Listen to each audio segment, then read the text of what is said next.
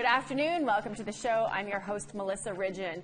Honoring and appreciating the Indigenous land on which you gather is a new Canadian phenomenon that began in the hallowed halls of universities and colleges and has since spread to pretty much every type of event and gathering. Today, we are putting land acknowledgements in focus. What's the impact of these increasingly common opening remarks? Is there substance to them? Are they empty words that settlers use to make themselves feel good? Who's doing it right? How do you do it right? Who's doing it wrong? And yes, they can be wrong. And who's not doing it? We want you to join in our conversation. Our phone lines are open. Call us toll free at 1-877-647-2786. Our listeners on Element Radio in Toronto at 106.5 FM and Ottawa at 95.7 FM. You please call in too. You can also tweet us at APTN InFocus. Before I introduce you to our guests, let's take a look at a story from 2015 when the push was really on post-secondary institutions to acknowledge that they occupy Indigenous lands. McGill University is often called the Harvard of Canada. Its reputation comes from a history of producing Nobel Prize winners, prime ministers, and astronauts. But the McGill campus is built on what was once an Iroquois village. And in 2015, people wanted the university to do better to acknowledge that. Let's take a look. In its 194-year history, McGill University has seen a lot of students pass through campus. Students and faculty from all over the world come here to do research, but the Aboriginal peoples of this country are mostly absent from this place.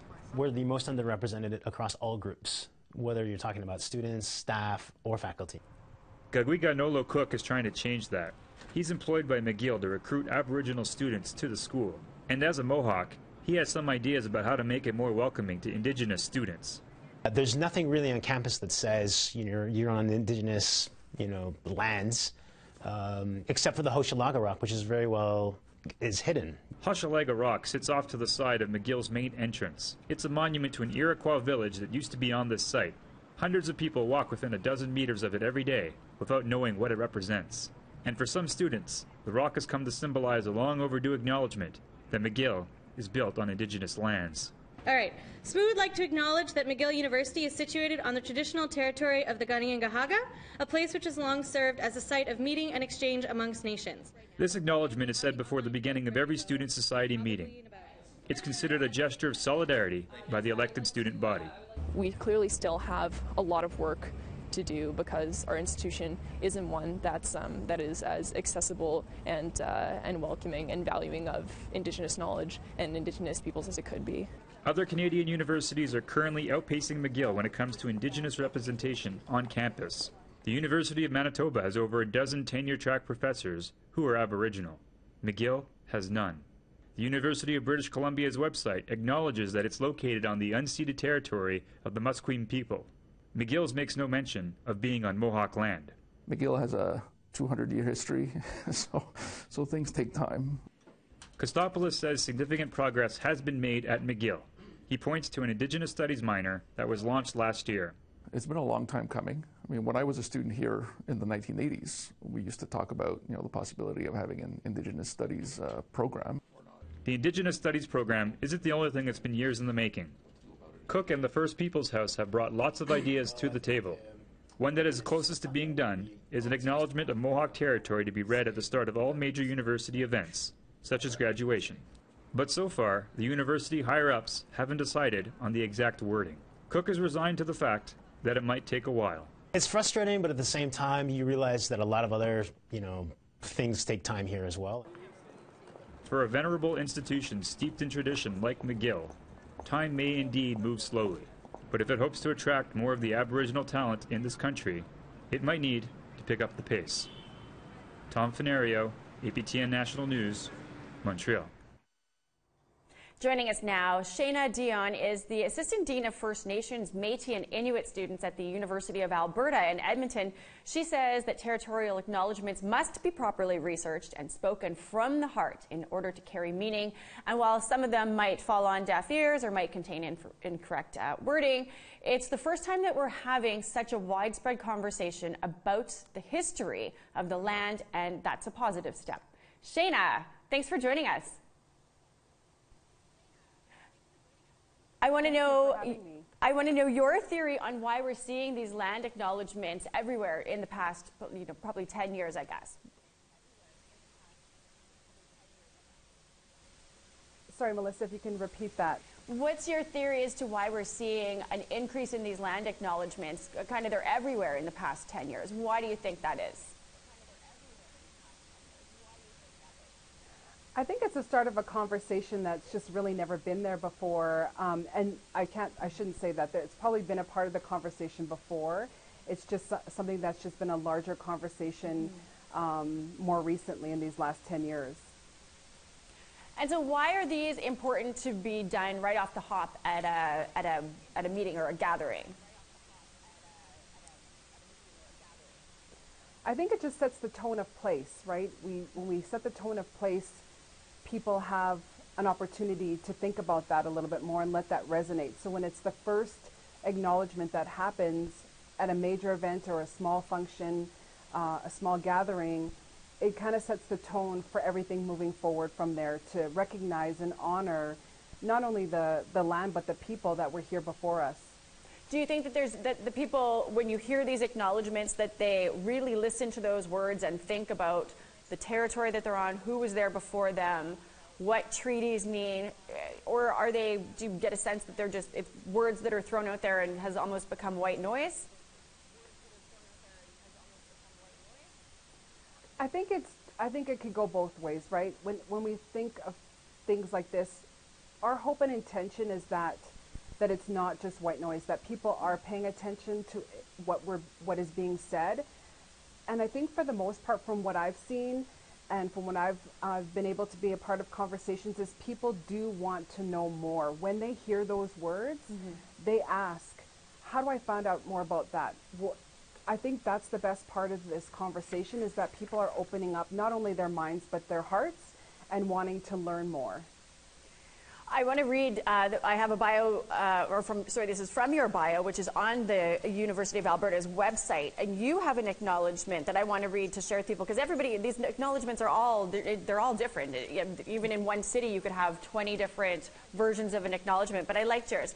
I would like to acknowledge the traditional territory on which we are gathered, a welcoming place for peoples from around the world. I would like to acknowledge the First Peoples whose footsteps have marked this territory for centuries, the Cree, the Saulteaux, the Blackfoot, the Métis, and the Nakota Sioux. And that's what that's your acknowledgement in Treaty 6 territory. Has that evoked questions from people when they hear you say those words? So one of the things that needs to be mentioned is that territorial statement that you just read, Melissa, was a long conversation with many stakeholders in the room. It was led by the Provost Office at the time, that we had a conversation about what this would look like for all of us collectively.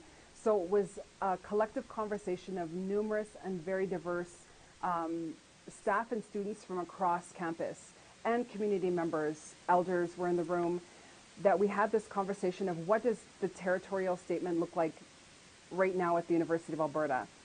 And again, that will evolve, and we're in the space right now where we're having a relook at it to see if there's changes that need to be made, and if so, what could they possibly be. And how long did it take you guys to come up with this acknowledgement? I mean, I think I've heard from people just in conversation that have said, oh, I have to do this event coming up, and I've got to write an acknowledgement. And it seems like that's something that some people spend 2 minutes writing. This sounds like you had a large number of people. I'm curious what the time frame that it took you guys to all come up with this. What was some of the dialogue around it, and how did it eventually come to that everybody signed off on this? So it was, I can't even remember the years, Melissa. I think all my years kind of meld together. I've been on campus for about 10 years. And I know that I had gone to a conference in actually Toronto. It was a national conference that I attended. And when we started in the space, they did a territorial acknowledgement. And in that moment, when you're new to any territory, you feel like, it's like this, you're new to a territory, you feel maybe a little uncomfortable, whatever the case would be. And we're sitting in this large auditorium, and the moment they acknowledged the territory, I automatically felt a space and a place for me there, acknowledging the treaty area there. And when I came back from the conference, that's when the conversation started with the Dean of Students at the time, Frank Robinson. We just said, we need to start looking at this, and what does that look like? So really it's been a long conversation, and then when it led from the provost office, that's when the town hall started and the conversations, and we wanted to meet people in person. It wasn't something that we wanted to do through email or through survey or anything like that. The provost wanted to meet the people, so that's how that happened. And it's a very simple acknowledgement. It's fairly pared down, but there's impact to it. There's no mention specifically of Treaty 6. Can you share with us a little bit of the discussion about whether there were some people who wanted a mention of the treaty territory that you're on, or why was it not included in the acknowledgement? So there's variable acknowledgements. If you go to the website where our marketing and comms team has created several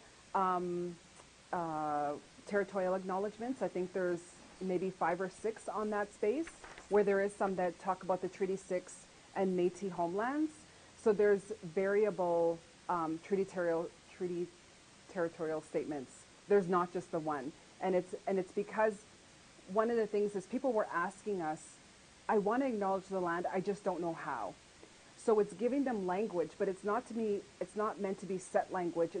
It's to be able to be fluid enough that it resonates within yourself. So when you're saying it, that it's not just words you're reading from a script, but that it comes more from the heart. So when we gave diverse statements, that was the intention of what resonates most with you, and what does this look like, right? We don't want people just to read from a script and say, and da da da da da.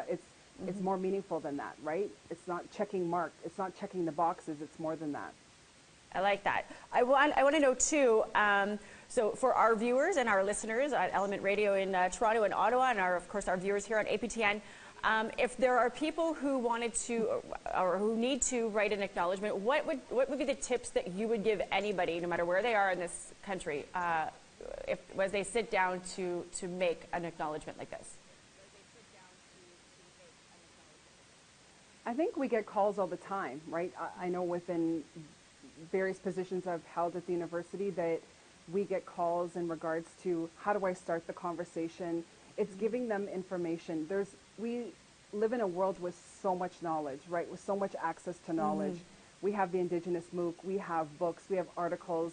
There's numerous portals that people can utilize for them to gain the knowledge. This shouldn't just be about what we do isn't necessarily so you don't have to do anything. What we do is that you do something, right? Like us just giving the territorial acknowledgement statements for you to utilize isn't the answer. It's not the last point of conversation. It's an ongoing conversation. It's an ongoing space of learning, and we should all be in that space together to learn more about what that means and why you're doing it. I like it. Well, these land acknowledgements certainly can raise awareness about the land that we stand on and its history, but they're also widely panned by some Indigenous people who think that they are just empty words, and sometimes they're even mocked. I want to just take a couple minutes to go over a Walking Eagle story. Walking Eagle is an Indigenous satire site. They had a bit of fun with the notion of land acknowledgements back in 2017, blaring the headline, quote, land acknowledgement malfunctions, causing land to be briefly returned to First Nations. Walking Eagle says that a land acknowledgement at an event in Regina, I'm reading this is from the story that it appeared, a land acknowledgement at an event in Regina malfunctioned on Tuesday, causing the city and huge parts of Saskatchewan to be briefly returned to First Nations. Land acknowledgements are statements made by mainly non-Indigenous people before meetings and events that recognize the territories in which they occur. The return of the land occurred when a city official stated that a new school was being built on land, quote, belonging to the Cree and Ojibwe peoples, instead of the required statement, the traditional homeland of the Cree and Ojibwe people. After he said it, the ground trembled and the lights started flickering, said Mia DeLorme, a Cree woman who witnessed the event. Then all of a sudden, the land was ours again. It was pretty awesome. A senior official quickly evoked the correct land acknowledgement and returned the land to Saskatchewan. The province issued a statement blaming the temporary land return on human error. So I like when you can have make some light of some of these, the acknowledgements, and because there is, like you said, there's a lot of people, there's a lot of support from them, and then there's some people that are pretty dismissive of them. I also wanted to point out, and it might not even be surprising, but in Nunavut, they don't have land acknowledgements. I mean, I guess it's a fun fact for us Southerners that we might not know that events there begin with kulik lighting. The kulik is a soapstone lamp, and it was the centerpiece of every traditional Inuit home. It played the vital role of warmth. It was used to cook. It gave light in the long dark winters. Women used seal fat for the to fuel the lamp, and Arctic cotton and moss formed the wicks. The flint rocks were used to start the fire, and women tended to these lamps day and night to keep it going. It's done ceremonially now in the same context that many of us use land acknowledgements down south at the beginning of meetings or events. And I want to say thanks to our reporter up in Iqaluit, Kent Driscoll, for that little nugget. And thank you, SHANA, for joining us today to talk about what land acknowledgements mean to you and how your guys' came to be, and the tips for other people who are looking to pen their own.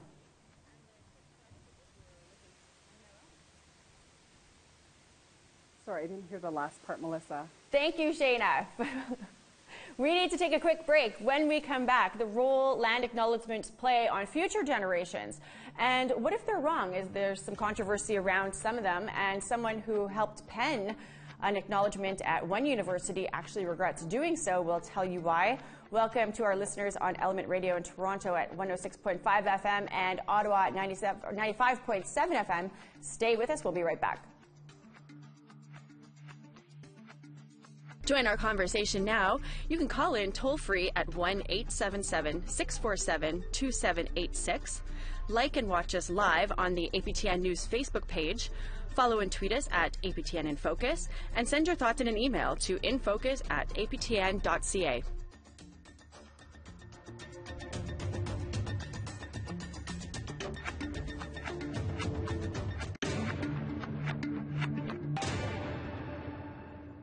Welcome back. Let's go to social media now to hear what some of you are saying about today's topic. Our question was, what's your opinion on territorial acknowledgements? Are they meaningful reconciliation or empty words? We've got 33% said meaningful reconciliation. 67% of our respondents said they are empty words. Let's take a look here. Dawn Marie says, for some, this is the beginning of understanding the territory that they rest on, and for some, the end. They were fought for and are important. Are they reconciliation? Not even close. We've got Crystal. You can't say you honor a land you continue to dishonor with pipelines. These are empty words. Though they may acknowledge Indigenous people, it's a slap in the face. We've got Janessa. She says, well, it depends. I've had them done by people who are literally reading off a screen and can't properly pronounce Anishinaabe, and I've had them done by people in a really respectful manner as well.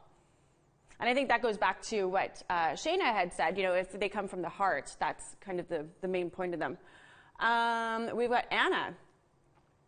Anna Castro says, I think we should continue to do the land acknowledgements for those Indigenous people who fought really hard to get this kind of recognition. It's good to teach kids about the history of the land they're on as well. We've got Tanya. She says, well, it depends. Are the people just acknowledging it, or are they actually trying to change their ways to be better than they were yesterday and be better to our Mother Earth?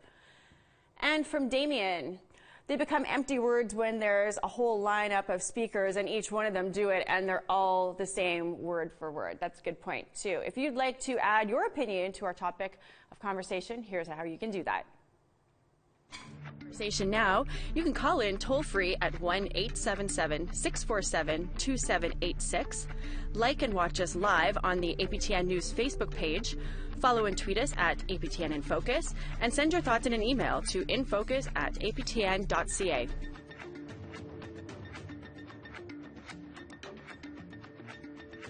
So let's go to Halifax, where last year the regional school board made land acknowledgements mandatory in all of its schools. It was only the third board to do so in all of Canada. But as Justin Brake reports, there was pressure from the province to rework the wording. This is a story from January 2018. The land acknowledgement's official wording does not include a term used by most Mi'kmaq to describe a key part of history, unceded. Jessica Rose is the school board's Mi'kmaq representative. She said it was the board's lawyers and the provincial government who directed the school board not to use unceded in the land acknowledgement, which is now heard by upward of 48,000 students each morning. It was actually the Office of Aboriginal Affairs that directed us kind of away from it to start out anyway, and as well as our lawyers, just because, and they told us there wouldn't be any legal implications, but just because the word is so heavy and without the education, a lot of people don't understand what the word is. Meanwhile, others are pushing for the term's inclusion. It is my great honor to be the first to welcome you all formally to Mi'kmaq territory, the unceded traditional territory of the Mi'kmaq people. On Wednesday, Rebecca Moore read the inaugural land acknowledgement at her former junior high school in Halifax. With the knowledge that it is unceded Mi'kmaq territory, because that's something that's still being challenged by, like the greater population of Canada. And so they will know the facts, and it's a great education opportunity, and that's what this is really about. The school's principal, Robert MacMILLAN, said it's important his students know the truth about where they live and learn. So our hope is the more that we get the message out there that we are actually on traditional unceded lands of Indigenous peoples, the more they hear that, I'm hopeful that the more they will appreciate our history and understand what has happened to the Indigenous peoples of Canada. MacMILLAN said he will bring his concern over the omission of the term unceded to the school board. Because it's an important part of the whole reconciliation process, because the lands do belong to Indigenous people, and we haven't taken it from them, they still own it, and we need to acknowledge that.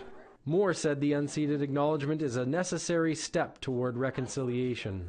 This is the true spirit of peace and friendship and reconciliation, and this school has done an excellent job reconciling with me, one of its Indigenous students. APTN contacted Nova Scotia Premier Stephen McNeil's office Thursday. In 2013, McNeil appointed himself Minister of Aboriginal Affairs. He declined to comment for the story. Rose said the school board's decision to omit the word unceded from the land acknowledgement is not set in stone, and that the board could review its decision at a future meeting. Justin Brake, APTN National News, unceded Mi'kmaq territory. Joining me now is FORTUNATO LYNN and Melissa DELARONDE from Seven Oaks School Division here in Winnipeg. LYNN has been the principal of Riverbend School for the past 3 years. He came to settle in Canada in 1989 at 9 years of age and believes seeing one another as a story helps us all learn, and these land acknowledgements are part of our story. Melissa has been an educator for 18 years and is currently the principal of Ekolela North Middle School. Melissa's passionate about developing understanding among today's youth, our future leaders, let's not forget, about the inequities of the past and the truth and reconciliation that's required of all of us to move forward together. Thank you guys both so much for coming to join us today to talk about land acknowledgements. I'm curious, how long have you been doing them in schools in your school division here in Winnipeg? I can speak for the schools that I have been in over the last 3 years, so fairly recently. We've begun the acknowledgement on a daily basis. I think we saw them maybe starting at larger gatherings earlier, but more recently in the last 3 years, I would say that we acknowledge land every day. Every day. And what about at your school? The same for our school, yeah. About every day 3 that years. we've done for the 3 years that we've been there. So we've had inclusion of the Ojibwe program in our school, and since then we've acknowledged land daily. So the Seven Oaks School Division, is this something that like 3 years ago said we should start considering doing this in our schools and then left it up to the schools to determine if it was a daily thing, or what was kind of the evolution? I think it's a little bit of the history of Indigenous perspectives in Seven Oaks School Division. You know, the development of a path, the development of the policy, the development that says we're committed to truth and reconciliation. And this was one piece of continuing forward as we continue to learn ourselves and be able to pass that on to the kids that we have. Within that, always through the advice of the elders that are connected to our division. Elder Mary Pershing. We had her on here. We've got some great elders connected to Seven Oaks. And I love the name of Seven Oaks, the Seven Oaks School Division, of course, for the Battle of Seven Oaks here in Manitoba. I guess, so how do you I've got a couple questions. One, how do the kids at various ages respond to these, and how was it rolled out for the students? Like, did it just become something that appeared every morning on your announcements, or was there a lead up and an explanation and a discussion? I'd like to hear from both of you how it kind of shook down. For our school, it was something that at the beginning of the year where we tell the story about the treaty, and so we approach it as how that came about and the story that came with that. And it was actually in our school we use different land acknowledgements. One of the things we talked about is there was some criticism coming that do we have to do this daily, and are there other ways that we can do it? And so we found ways to do that, and got to give kudos to our vice principal Jennifer Lamoureux, who created different acknowledgements with regards to the language that we use in our classes in our school, but also with the work that we do with our kids. And part of the work that we do is as in the teachers in the classroom themselves, how they talk about the treaties and how that is formed in their own classroom. Many classrooms, they form their own classroom treaties, and how that, and that could be different for every classroom that we have. But the idea is that when we acknowledge the land, we acknowledge the people, the stories behind that are the things that we try and explore. And it doesn't just happen in one day. It happens throughout the year in our school year. What are the grades in your school? K to 5. So K to 5. So those are little kids. Yeah. And so you said that each classroom has its own treaty. Explain a little bit. Yeah, what so that entails. Sometimes when they in the beginning of the year, some teachers they rate their classroom rules, and so we approach it in a way as a classroom treaty. It's a partnership. We have each a responsibility, so the children's voice are heard in that, the teacher's voice are heard in that, and they kind of form that treaty together. That's interesting because that is not a word that I heard in grade school. The word treaty is not. So, and you've got high school kids. So I have middle school kids, grade 6 to 8, and my experience when I arrived at Leland North this year, they were already into the acknowledgement piece. Okay. When I was formerly at Victory School, we began the acknowledgement 3 years ago, and it was a group of educators that come together within that school to talk about how to move forward with reconciliation and how to continue the education piece for our staff and our students and our community. And so we started to do the acknowledgement one day. We didn't have a lot of conversation about it ahead of time, and it was a really interesting process because it began a lot of questions from kids, and it began a lot of questions from teachers as well that said, I know we're doing this. I'm not quite sure necessarily how to respond to kids. Great, that's a perfect opportunity for us that we know we need to go deeper, we need to learn more. And did that throughout the time together. I like that because as adults, we're typically like, if we're going to introduce something new, let's prep the kids for it. We like to just, get in and micromanage, right? So, but to just say, no, we're doing it, kaboom, it happens every day, and then to wait for those kids to respond and to start asking questions, that's a very interesting way. What were some of the kids saying? Some of them were, it's like, why are we doing this? What does that mean? And so we took a really proactive approach, obviously, at this school. There was lots of good things already happening. We acknowledged and recognized then that we needed to do a little bit more talk around treaty education. We had done some. Definitely lots of literature that's helpful in that, and a lot of staff supporting each other, and hey, I've done this in my classroom, this helps teach. We also, once a year, we do surveys in the schools. All the schools do these tell them about me surveys, they called. And you have an opportunity to write in there your own question, and so over those 2 years we wrote in the question, when you hear the acknowledgement in the morning that we acknowledge that we're on Treaty 1 land, what does that make you think of? Why do you think we say that? So over the 2 years, we were able to see the change in response of students and their growth and understanding of what that means. So can you give us an example? I'm fascinated to think of this being part of kids' education now, and then for them to learn, you hear it every day, and it means something to you as you move from year to year to year, as you grow. Yeah, so and to think that our little kids in kindergarten, by the time they get to, and even we have preschoolers that come into the school for our preschool programs. So to know that they're getting that education every day and being a part of that reconciliation really is what it's about. So yeah, the answers changed from really, it's something we say, trying to think some of them, they would just repeat it to almost in the answer, to understanding a little bit of the history of what a treaty is, and that started to evolve and change. And I would assume, I'm not at that school any longer, but that would continue to be the progress as they go through the years. What about your kids? Well, similar to what Melissa said, but the neat thing about a school is you often will have visitors coming throughout the day, right? And, you know, sometimes we have cookums dropping off, you know, their grandchildren and whatnot, and when they hear that, it's a welcoming thing for them, because that's something that they never heard in schools at all. So again, those stories are being heard and those stories are being explored in that sense. So it gives that sense of identity and a purpose, but also it gives us, like for me as a settler and others, you know, an idea that, you know, what is our responsibility in this, right? When we're talking about this, what is our responsibility in that? And so, you know, it's a conversation that we have together.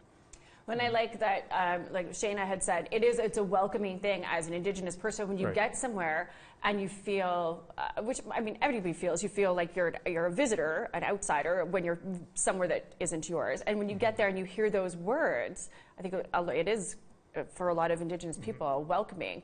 But there's a lot of Indigenous people too who would argue, no, this is just here we go, people, settlers saying lovely words that you know don't do anything. It's like saying I stole your bike, but I've had your bike long enough and I like your bike and I'm keeping your bike, but sorry, I stole it, right? So I mean, do you guys understand too, has there been any blowback from parents or comments from Indigenous visitors or parents or teachers to saying, you know, we could do it better? No, I think it's nothing. Yeah, it really is about the meaning behind it. You know, what are we doing when we are saying this, and the work that we do around it. So I think, you know, in our division we feel strongly around that. And again, we have strong Indigenous educators in our division. We have strong Indigenous leaders, elders in our school to help guide us in that way. So, you know, I think we do it in a purposeful way with intention. This is the first time in my life that we're doing it. Right? Like, I mean, I guess it's one thing to nitpick, and it's the nature of humans that we do start kind of nitpicking and stuff, but it's a conversation that was never had before. There was never any discussion. I'm 44 years old. I don't remember any discussion ever saying this is the land of who was here before Canada, right? So just the fact that that's planted in the minds of students now. What do you think, is this going to evolve to some other sort of reconciliation? I think that it is part of already ongoing reconciliation pieces that we do within our schools, within our division, and within our community, and will continue to grow as more pieces. So a lot of that has to do with, you know, really consciously ensuring that the proper and correct history is taught to our children so that they can be a part of reconciliation. You know, in addition to the acknowledgement, sort of, we also have a sign in our school that says we're proud to be part of Treaty 1 land. So, you know, that acknowledgement that we are all treaty people and teaching that concept to children as well. I love that. We've got a caller. Hello, are you there? Hello, Joe. Are you there, Joe? Nope. Joe's not here anymore.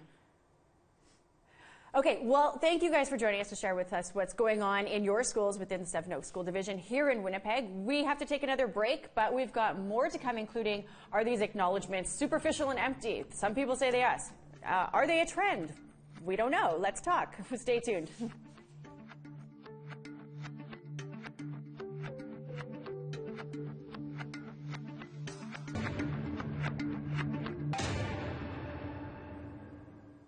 Welcome back. We're talking land acknowledgements here on APTN InFocus. Today, what good are they? Are they any good? Is it a step towards reconciliation? Are they just empty words? We have a caller, Joe, who's joining us. Sorry, something happened. We disconnected before the break there. Joe, are you there?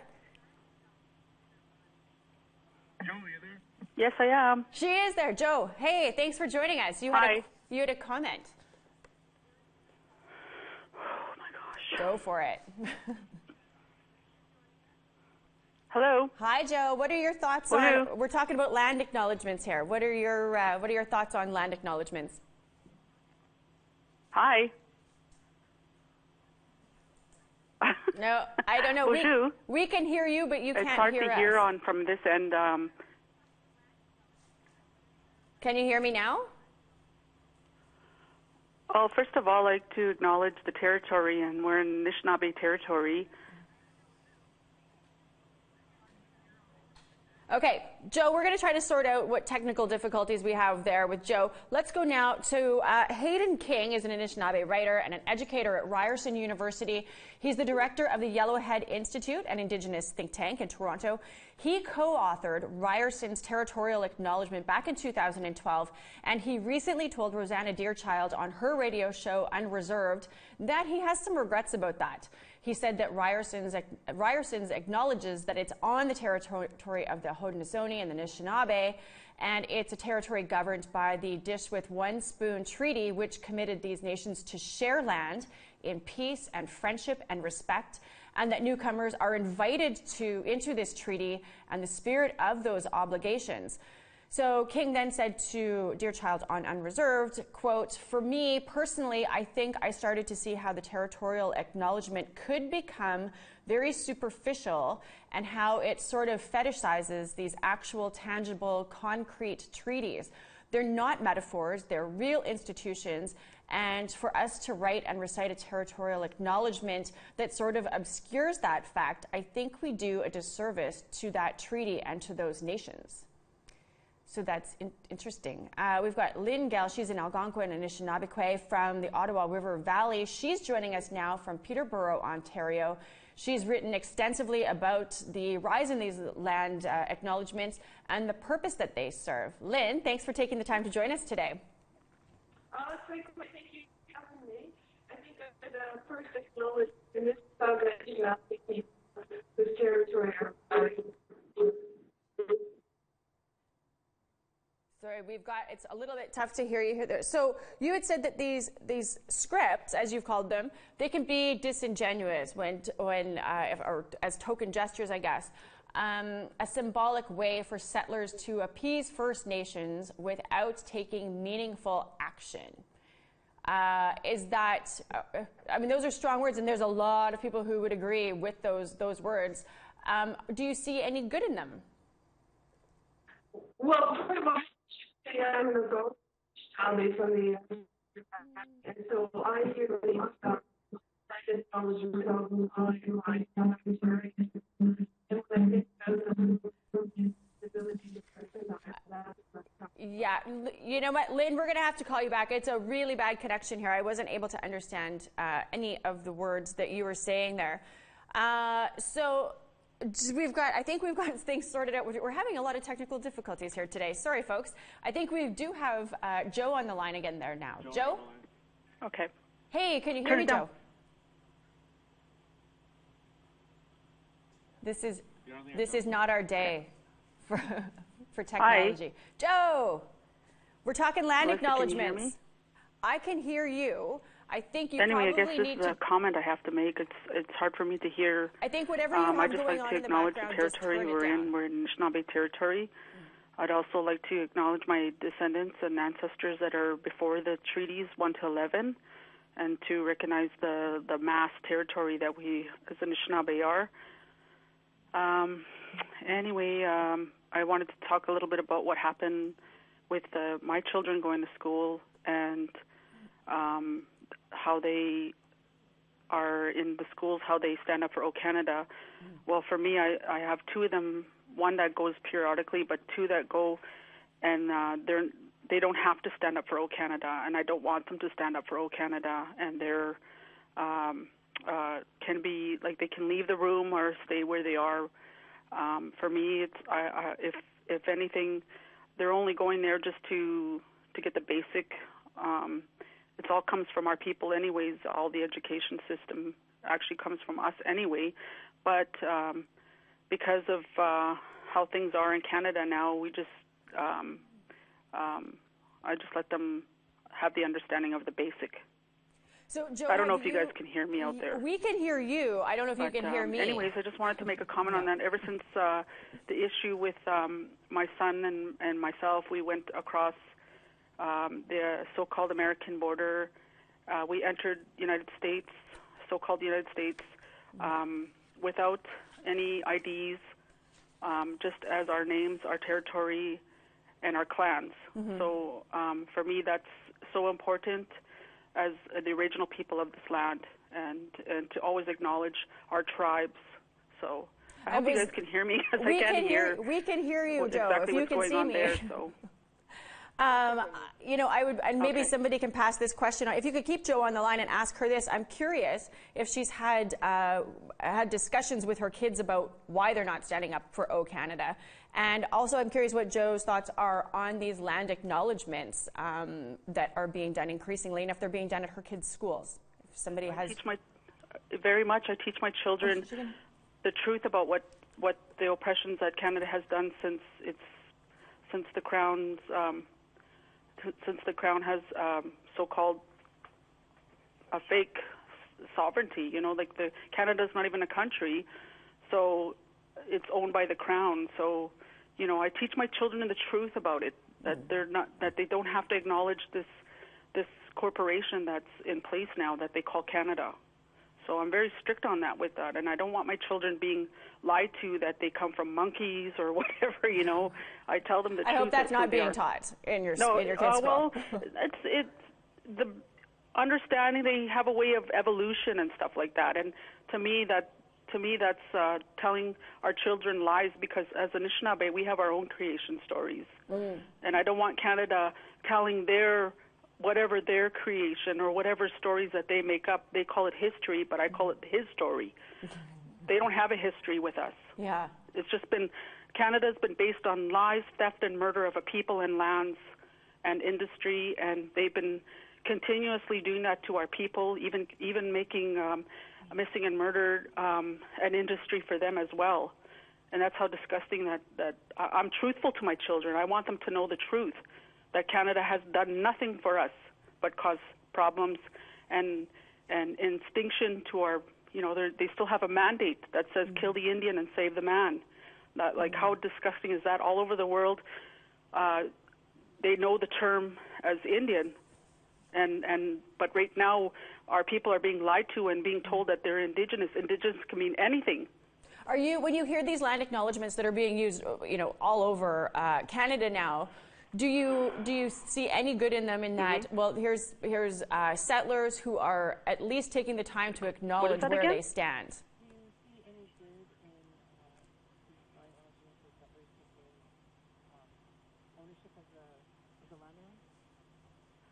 The settlers? No, of course not. They all of them have their own bloodline. They come from somewhere else. Even if they were born here, they still have bloodline that's somewhere else. We are the original people of this land. This is our home from north, south, east, and west. This is our homeland, and people need to remember that. They need to go back to the history, our teachings, and who we are as our tribes. Because today, everything is just being taught all different avenues and all different titles and all different names. Stick to your tribe. That's who we are as our people here in this land. It goes beyond these treaties 1 to 11 that are also, to me, and I know this has caused controversy with a lot of people, but to me they are based also on lies, theft, and murder of a people, giving policies to Canada to control our people under INAC, which is owned by the Crown. So the systems are still owned by this Crown called Canada. Yeah. So that's how I think, and I teach my children that. And I don't want them standing up for something that has been murdering our people and raping the lands. So thank you for that, I teach my children that. That's a good exclamation point to put on it. Thank you. We've got Lynn back on the line. She's not on Skype. We couldn't sort that issue out, but we have her on the phone. Lynn? Hi, Melissa. I'm so sorry for the... it's not a good day for technology here. Yeah. So I wanted to talk to you about, I've read words from you before that these land acknowledgements can be quote-unquote scripts, and that they can be disingenuous token gestures, a symbolic way for settlers to appease First Nations without taking meaningful action. I mean, that is a mouthful, and it really does hit on what some people are saying. You know, we hear these land acknowledgements and it sounds lovely. However, is it just, you know, flowery, Levin type language from people who don't actually mean what they're saying? Share your thoughts with us. Sure, but first I should acknowledge that I'm calling from Mississauga Anishinaabe territory, and that I'm an Algonquin Anishinaabe from the Ottawa River Valley in the Parliament building squat on my territory. Our territory is unceded. And so I'm in a different location of listening to these listening to these statements. Now, of course, I think it's wonderful that children are learning the importance of traditional territory that they're on, and I would never say stop doing that. Protocols are really important. And I think with my situation, because I'm an Algonquin and our land is unceded, meaning we've never had a treaty, to listen to parliamentarians such as the Prime Minister constantly say that he wants to acknowledge he's on unceded Algonquin territory, after a while the rhetoric gets to be a little bit much. I mean, the oral tradition is really important, but if there's no action following up, there's no integrity there.